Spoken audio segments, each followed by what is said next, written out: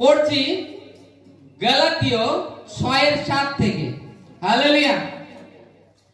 তোমরা ভ্রান্ত হইও না, ঈশ্বরকে পরিহাস করা যায় না, কেননা মনুষ্য যাহা কিছু বুনে তাহাই কাটিবে। ফলত আপন মাংসের উদ্দেশ্যে যে বুনে সে মাংস হইতে ক্ষয় রূপ শস্য পাইবে, কিন্তু আত্মার উদ্দেশ্যে যে বুনে সে আত্মা হইতে অনন্ত জীবন স্বরূপ শস্য পাইবে। আইসো আমরা সৎ কর্ম করিতে করিতে নিরাশ না হই, কেননা ক্লান্ত না হইলে যথাসময়ে শস্য পাইব। এই জন্য আইসো আমরা যেমন সুযোগ পাই তেমনি সকলের প্রতি, বিশেষত যাহারা বিশ্বাসী বাটির পরিজন তাহাদের প্রতি সৎকর্ম করি। হালেলুয়া। এখানে কি বলছে? প্রথমত বলছে তোমরা ভ্রান্ত হয়েও না। ভ্রান্ত মানে ভুলে পড়ো না। বাইবেল একটা কথা স্পষ্ট বলছে, তুমি তোমার বুদ্ধির উপরে নির্ভর করো না। দেখুন, প্রথমত আমাদের ঈশ্বরের মাঝখানে একটা মধ্যস্থ আছে। ঈশ্বরের আর আমাদের মাঝে একটা মধ্যস্থ আছে, সেটা হচ্ছে সেই মিডিল স্থানে শয়তান থাকে। কিন্তু তার থেকেও আরেকটা বড় সমস্যা, ঈশ্বরের আর শয়তান বাদে ঈশ্বর আর আমার মাঝে একটা বিরোধ উৎপন্ন হয়। সেটা আমার নিজের ব্রেন, সেটা নিজের আমার বুদ্ধি আমাকে আটকায় ঈশ্বর সম্বন্ধে। কারণ কি? আমার চোখ যেটা দেখছে সেটার উপরে ডিপেন্ড করছে কিংবা সেটার উপরে বিশ্বাস করছে। বাইবেলে স্পষ্ট লেখা আছে ঈশ্বর আত্মা। ঈশ্বর আত্মা। যোহন 4:24 লেখা রয়েছে। যোহন 4:24 লেখা আছে ঈশ্বর আত্মা, যাহারা তার ভজনা করে তাদেরকে আত্মায় আর সত্যে ভজনা করতে হবে। কি? আত্মায় আর সত্যে। এবার আপনি বলতে পারেন আত্মা কোন? আপনার মধ্যে একটা স্পিরিট আছে, আত্মা দিয়েছে, আর তার যদি ভজনা করতে হয় আপনাকে আত্মায় আর সত্যে ভজনা করতে হবে। তা বলছে তোমরা ভ্রান্ত হয়েও না, ঈশ্বরকে পরিহাস করা যায় না। পরিহাস মানে মজাক, ঈশ্বর নেই। অনেকে ঠাট্টা করে।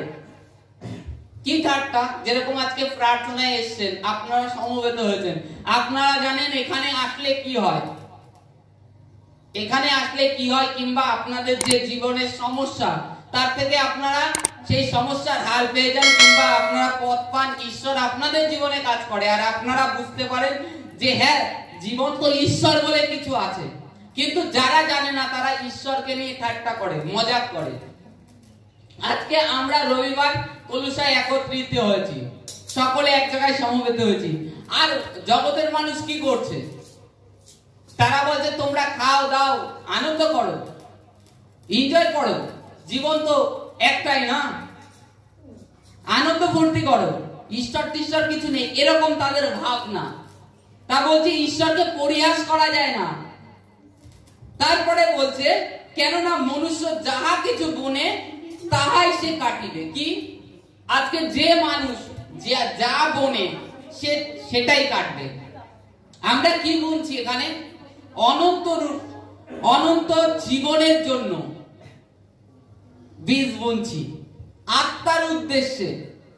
এই কারণে আমরা সমস্ত জগতের অভিলাষ ত্যাগ করে আজকে ঈশ্বরের প্রাঙ্গণে উপস্থিত হয়েছি, যে হ্যাঁ, ঈশ্বর তিনি আছেন আর তিনি আমাদের জীবনে অদ্ভুত অদ্ভুত কার্য করছেন। কি করছেন না? যা আপনাদের ডাক্তার সায়েন্টিস্টের ভাবনার বাইরে সেই রূপ কার্য করছে না, অদ্ভুত ভাবে সুস্থতা দিচ্ছে না।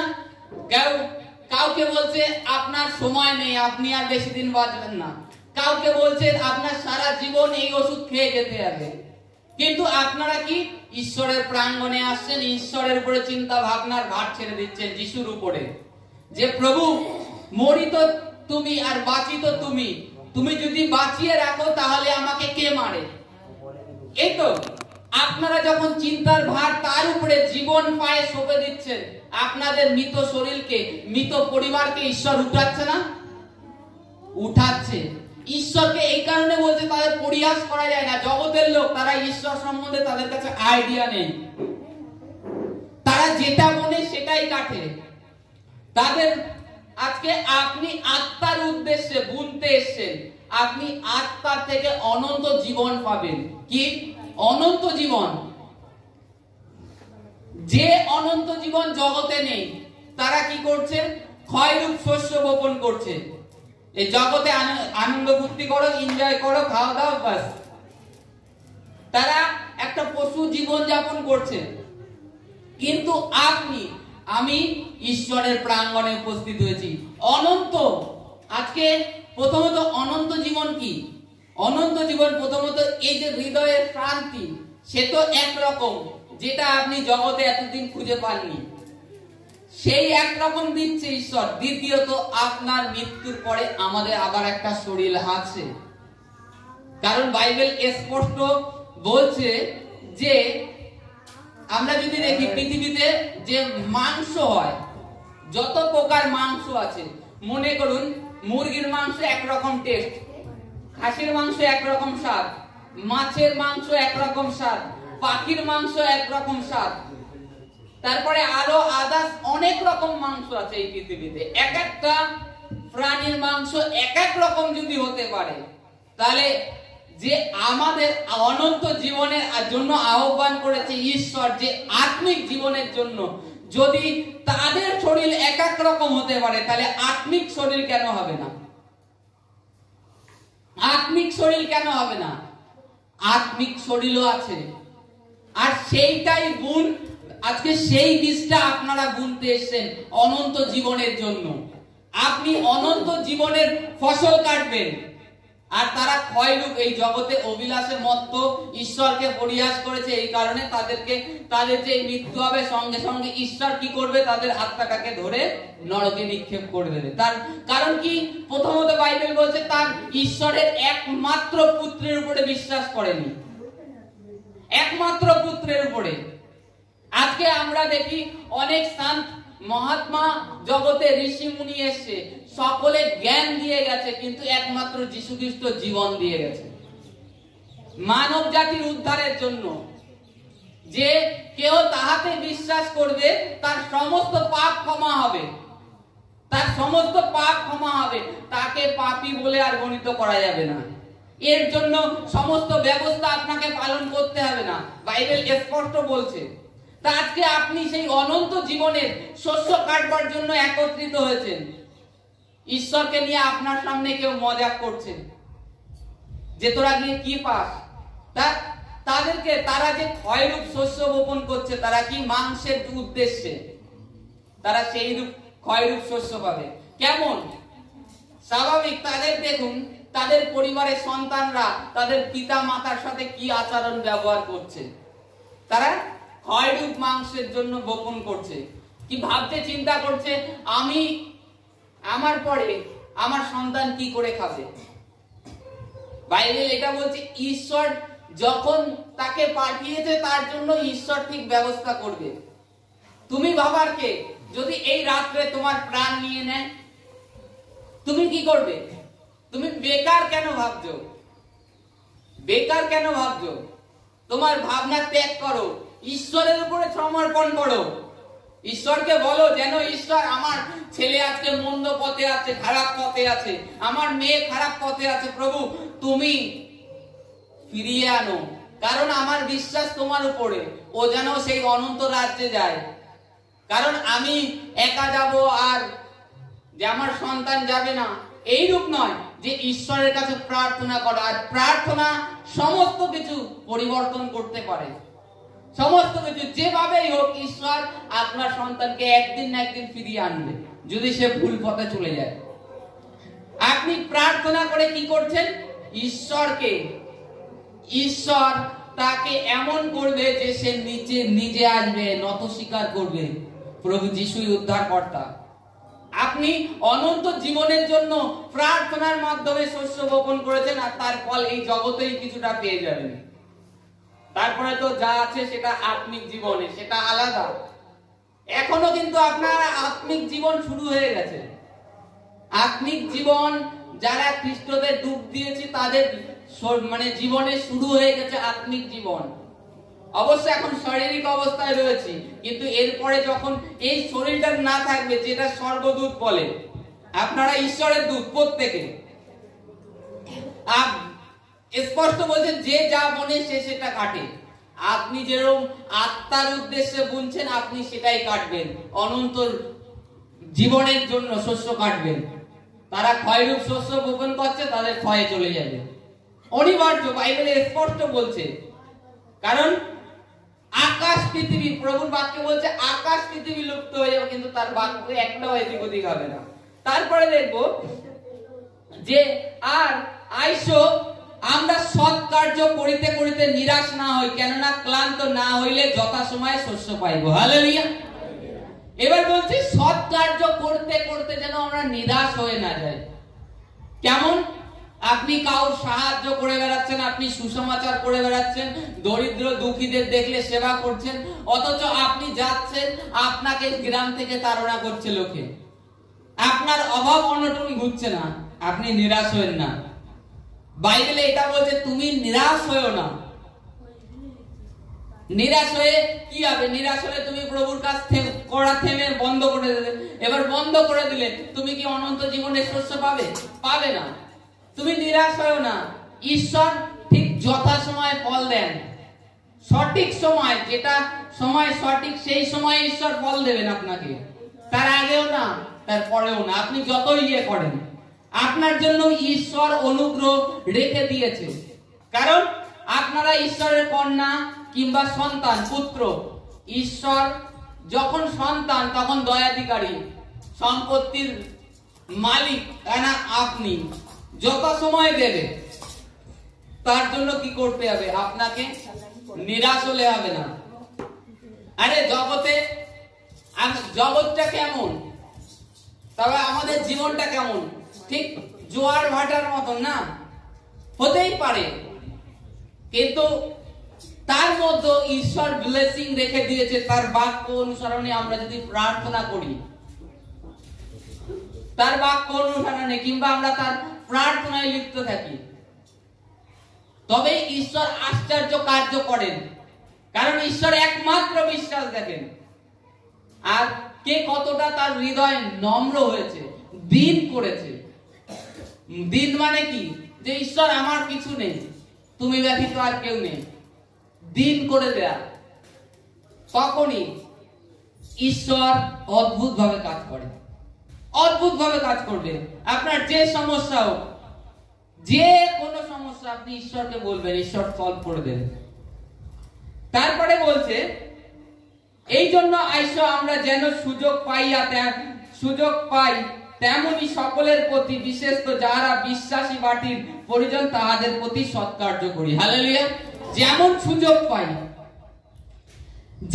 সুযোগ পাই যারা বিশ্বাসী বাটির পরিজন, যারা যীশু খ্রিস্টতে বিশ্বাসী হয়েছে, যাদের অবস্থা খুব খারাপ, তাদের প্রতি আমরা করি যেটুখানি করতে পারি সৎকার্য। যেটুখানি আমার সাধ্য সেটুখানি কি করি, এটাই ঈশ্বরের আজ্ঞা। এবার আমরা মানে কাজ করতে করতে, সৎ কাজ করতে করতে নিরাশ হয়ে যায়, আর এই নিরাশটাই হতে ঈশ্বর বারণ করছে।